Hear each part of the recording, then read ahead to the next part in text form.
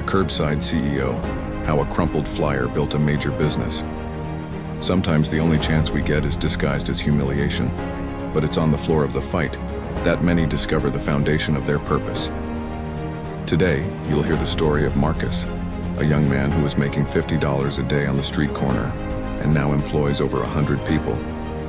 And it all started with a single rejected flyer. If you believe great stories are born on the corners of anonymity, hit like, share this video with anyone who needs encouragement, and subscribe to the channel. Because sometimes, it's at the red light where the real change begins. At 19, Marcus was selling cell phone plans on a busy street corner, through sun and rain. Every day someone would yell, "Get out of the way, kid." But he never left. He prayed, and he told himself, one day they're going to stop and listen to me. The reject. On that Tuesday, a man in a luxury sedan took the flyer and crumpled it right in front of him. Marcus didn't react, he just looked up and said, "One day this piece of paper is going to come back a different way." The street strategy. Marcus started studying marketing videos on his old smartphone. He changed his pitch, tested new phrases, and learned to observe the cars. He figured out the ideal time, the right customer, and the most effective tone of voice. The client who changed everything. One day, a business executive stopped, listened, and said, "You don't look like a guy selling on the street. You have the posture of a CEO.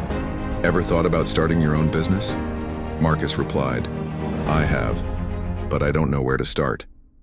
He was then referred to a free entrepreneurial training program.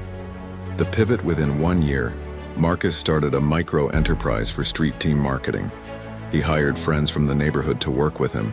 He created uniforms, daily targets, and performance bonuses. They were called the Professional Street Team. The first major contract. A local shopping center hired his team. Then came drugstore chains, school districts, and medical clinics. He ran everything from his bedroom on a refurbished laptop. And he would say, "What they threw away crumpled. I'm giving back structured." The voice of the inner city Marcus became a local reference.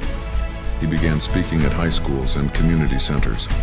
He created a course called From the Curb to the Corner Office.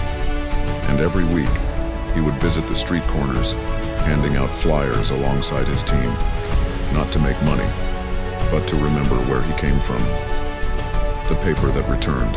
3 years later, he got an email. It was from the same executive who had crumpled the flyer. He wanted to hire Marcus's company for a major event. Marcus accepted, and at the meeting, he handed over an institutional kit with a single flyer inside. At the end, he said, "Remember this? Today it holds a lot more value." The corner lesson.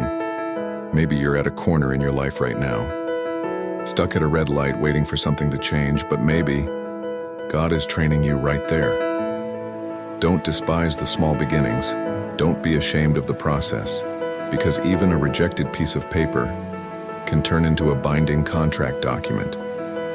If this story inspired you, share it with someone who is struggling with small beginnings.